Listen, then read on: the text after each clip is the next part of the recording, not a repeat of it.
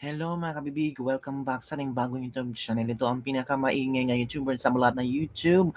Ako si Kabibig, maglembag-lembag ng tao with evidence. So, merong post si Dean Chase, isa itong vlogger na I don't know kung if he will consider himself as a vlogger. Well, in fact, ang ginagawa niya ay binubulgar niya ang dapat malaman ng sabay ng Pilipino sa kabastusan, sa kabangagan ng mag-asawa kabibig. Ang latest niyang pasabog, yung too big scandal ng mag-asawa ni Lisa at ni Bangag. Tapos sa amin ni Claire Castro na paiimbestigahan ang mga taong nasa likod nito, posibleng kakasuhan sila kung makitaan ng mga ebidensya na magtuturo sa kanila. Ngayon kabibig, ito ang sagot ni Dean Chase. May misteryosong post si Dean Chase mga kabibig na sinabi niya, share ko sa inyo kabibig ha, share ko sa inyo kung ano ang kanyang sinabi. Ito na. Ito ang sabi ni Dean Chase. I can't live like this. Files submitted to the White House. Now we wait. Hala. So ano ang ibig sabihin ni Dean Chase? Sabi niya, hindi na ako, parang, hindi na ako, parang ang hirap mabuhay sa ganitong sitwasyon.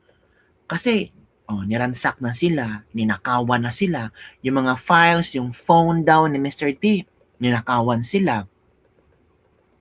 Kung saan-saan na silang lugar nagtatago. So, of course, maapektuhan ang trabaho ni Dean Chase, posible. So, sabi niya, I cannot live like this. So, ang ginawa niya, posible na isinumitin niya ang mga files doon sa White House. Nako. So, it means, kabibig, pwedeng malaman ni President Trump ang mga nangyayari sa Pilipinas, ang di umano'y sabi nila allegedly too big scandal ng mag-asawa. Kaya sabi ni Dean Chase, now we wait. Nasa White House na ang mga files. Naku. Parang kinakabahan ako kabibig. Parang ano kaya ang posibleng mangyari? Sabi pa dito, keep safe Dean Chase, we support you. Sir, basta may backup file ka ulit in case. Papunta na tayo sa exciting part. OMG, the waiting game. Keep safe. Dapat di ka na nag-public post. Maganda yung tipong ginulat mo sa 2026. Yes, right moves. Yan mga kabibig ha. Yan pag-back up pa more, sir, and secure it to as much safer place para sure, Sir Dean Chase. You're brave enough in the name of truth. Tapos, good job. Puro mga no? Good job, sir. File in the White House. Sir, ask for help. We always support you, sir, and we pray for fight na laban tayo hanggang sa huli para sa katarungan. Yan ang mga komento ng ating mga netizen ha. Open mo na video, sir, para malaman ng lahat. Wow, White House na. Let's go. Intervention. Naku, ano ba ito? Ano kaya mga files na isinumite ni Dean Chase doon sa sa White House? Last time, merong ito kasi ang ni Claire Castro. Palasyo na nawagan ng agarang aksyon sa mga bagong paratang kay Lisa at Marcos Jr. Sabi ni Dean Chase, bring it on you, disgusting. Hala. Ang dami niyong ngak-ngak, lumaban kayo ng patas, kalipat lang namin. May umiikot-ikot daw doon sa old neighborhood namin, may dalang picture naming tatlo ng asawa ko at ni Mr. T. Nagtatanong-tanong kung saan kami lumipat banda. Private investigator pa more, magkano budget niyo yan? Hala, yan ba? Kaya nga, baka yung sinabi ni Dean Chase na ang hindi na ako mabuhay ng ganitong klaseng pamumuhay, baka related ito sa parang yung mga sinasabi din dito may mga mga tao na may dalang pictures nila na nagtatanong-tanong, natural, buhay na nakasalalay ni Dean Chase dito mga kabibig. Naku po, Dean Chase, mag-ingat ka. Maraming sumasaludo sa'yo sa inyong mithiin, sa inyong advokasya, sa inyong fighting for what is right, for kung ano ang posible mong ipabahagi sa White House, sayo na yan. Maraming mga umiidilo sa'yo, marami ang nag-cheer up sa'yo na laban lang. Pero I'm sure sa puso at isip mo, ginagawa mo to para sa bayan ng Pilipino. 'Di ba? I know maraming mga bashers sa'yo, pero hindi mo na inisip ang mga bashers. Feel ko iniisip mo yung paano mo tutulungan ang bansang Pilipinas. At isa ka sa mga sinasabi nating bayani, OFWs din, Chase, bayani yan. Lalo na kung malalaman ng White House kung ano ang mga files na isinumitin niya, bayani na rin si Dean Chase. Ang tanong, paniniwalaan ba si Dean Chase ng White House? Mababasa kaya or matatanggap kaya ni President Trump ang mga files na submit na ni Dean Chase doon sa Malacanang? Speaking of controversial, nito yung mga istorya ni na Maharlika. Grabe itong si Maharlika at Dean Chase, no? Palaban talaga to the max. Di ba, mga kabibig? Merong iba na ayaw kay Maharlika, ayaw kay Dean Chase. Pero kung iisipin din natin ba, malaki din tulong ang mga taong ito kasi binibigyan din nila ng impormasyon ang mga tao. Katulad natin na hindi natin alam kung ano ang nangyayari ngayon, di ba? Makinig tayo kay Maharlika. Pangalawang testigo or nag-sign ng affidavit, mga kababayan, hindi yan hindi kumbaga confidential pa yan. Pero binabalik ko lang doon tayo sa nakaraan na itong hayop na bangag administration, lahat ng mga nag-expose, gugurgurin talaga. And now here is Dean Chase. Okay? Sinusundan, sabi ko nga dito, sa inyo sa Amerika, alam nila yung mga address ng mga, nakapublic kasi, halos lahat. Okay? Na address ng mga tao. Pero may mga precaution din, katulad ng mga celebrity like me, charing. 'Di ba? Mga naka-register yung kanila, mga 10 yung bahay nila, ganyan. So mga ganyan, may mga eksenang pinoprotektahan nila yung kanilang privacy. Sa case ni Dean, okay, which is I believe public yung kanyang apartment, kaya po siya napupuntahan. Okay? Tatanungin niyo, may mga nababasa ako, bakit hindi i-report ni Dean? Na-report na po 'yan. Okay, hindi naman kami pwedeng bantayan ng police ng 24/7 na parang bayad namin sila. Unless pwede ka lang tumawag, manghingi ka lang ng rescue sa LAPD, okay? Kung nyari nakita mo na may naramdaman mo na may mapaikot-ikot sa'yo, yan pwede kang humingi ng rescue. Okay? I-guard ka nila sa iyong apartment. Kasi di ba naalala ninyo, nung ni-report ko yan, that was December 30th, 2023.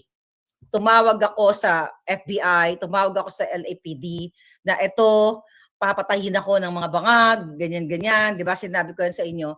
At pumunta din ako doon sa police. Ang sabi sa akin, kailangan mo ba ng police escort o police, what do you call that? Yeah, not police escort. Mag-escort.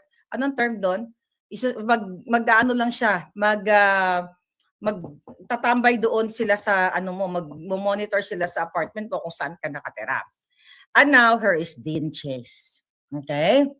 So, naikwento naman yan, naikwento ko na sa inyo na nag-move out na siya from that place doon sa previous apartment niya dahil may nilooban sila ng bahay na wala namang ninakaw. Then, may nagurgur doon and naniniwala ako at saka siya na mistaken identity. Then, nilipat niya yung mga laptops, mga gadget doon sa low-key gym, tapos nilooban din. Nilooban, di ba? Excuse me, ninakaw yung mga gadgets and everything dahil sa anong kadahilanan. Security detail. No, sort of security detail. Yes, tama. Bodyguard, okay. Basta yun, gagwardyahan o poprotektahan ng isang mamamayan. So ngayon, mga kababayan, eto na nga. Matagal na hinahamon namin, actually, ni Dean Chase. Uy, tika lang, share muna natin itong alindog ko. Ang dahil ng mga hitad, bakit di ako nakashare sa alindog Bolchakan? Okay. Alright. Mga palangga, Maharlika. Paki-follow nyo nga palanggang Maharlika Travel and News, Maharlika Network, and Boljakan. Okay? Hi, Odessa, my dear. See you in Calgary. All right. Eloisa, thank you. Okay, mga kababayan. Ngayon, naglabas ng statement ang Clarissa Taratara, ang bangag tagapagsalita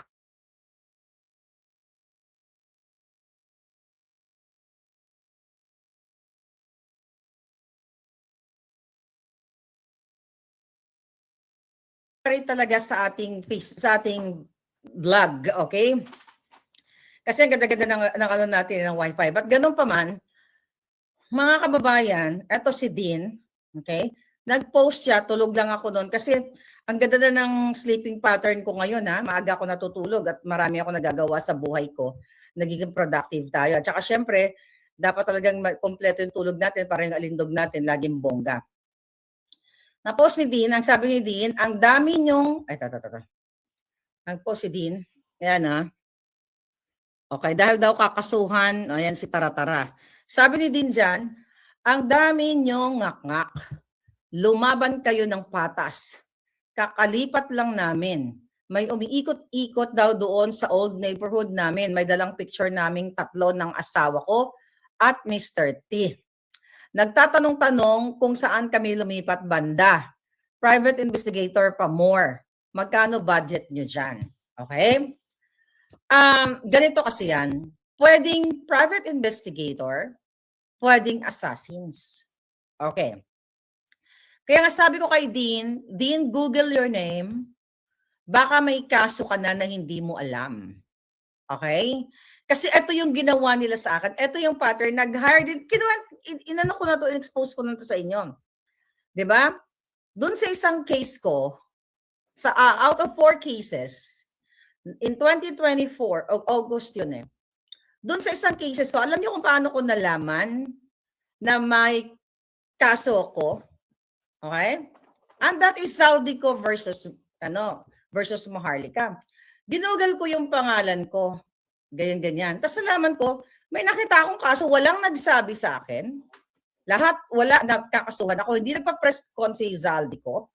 Nakita ko lang yun sa internet. Okay, yung pala, prior to that, hinahunting ako, hinahanap na nila ang address ko. Alright? Hinahanap na nila ako, nagpa-private investigator na sila. Okay?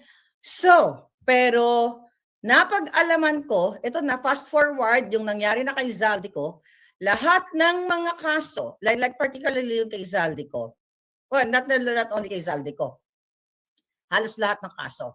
Si Lisa Tanas ang nag-utos para kasuhan ako. And I hope my BFF Zaldico, one day, we will come out together, mag-coffee tayong dalawa, i-share mo sa taong bayan kung paano ka pinakiusapan o kinausap ng Bangag administration to file, a case against me or cases kasi pinailan din niya ako sa Bicol. You know that, di ba? Kaya dahil ngayon, tapos na ang gamit nila kay Zaldico. Right? Tapos na.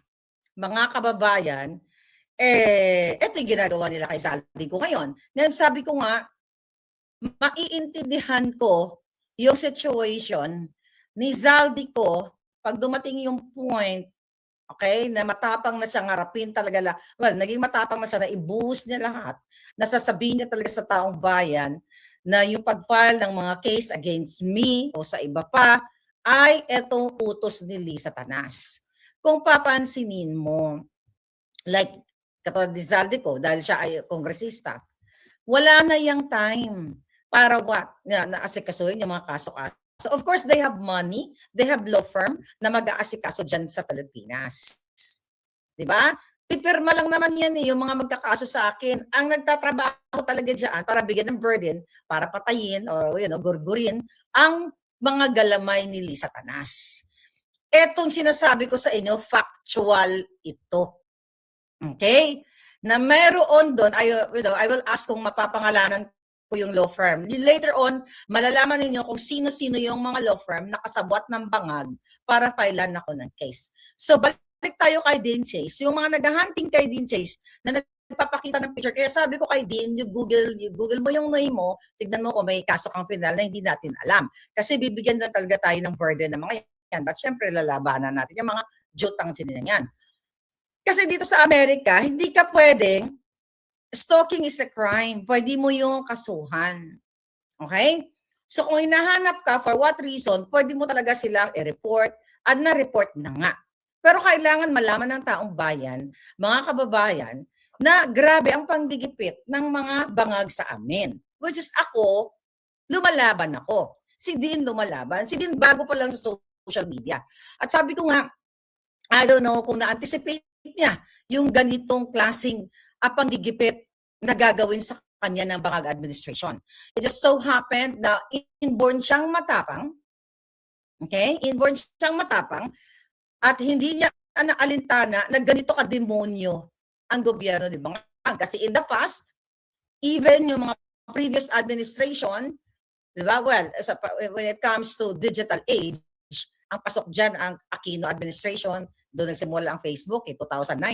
I mean, nagkaroon ako ng Facebook 2009, 2010 si Noynoy, then Pangulong Duterte, and now here's the bangag, di ba? So ibig sabihin, ang ibig kong putuhin sa inyo na si Noynoy, grabe nating boljakin, okay, during his administration. So yun po kabibig, ang isa sa mga reaksyon ni Maharlika nitong mga natanggap nga mga delikadong mga threat ni Dean Chase. So ano sa palagay yung kabibig? Ano kaya mga files ang ibinida o isinubmit ni Dean Chase sa White House? Makakaapekto kaya ito sa Pilipinas? Naku po, thrilling mga kabibig. So don't forget to like, subscribe, and share this video para sa mga trending news na ating pag-usap-usapan. Naku po, ano kaya yung sinabi ni Dean Chase? No? Ito na ba ang hinihintay nating pasabog ng 2026? Maghintay tayo kabibig. Bye everyone, see you next time.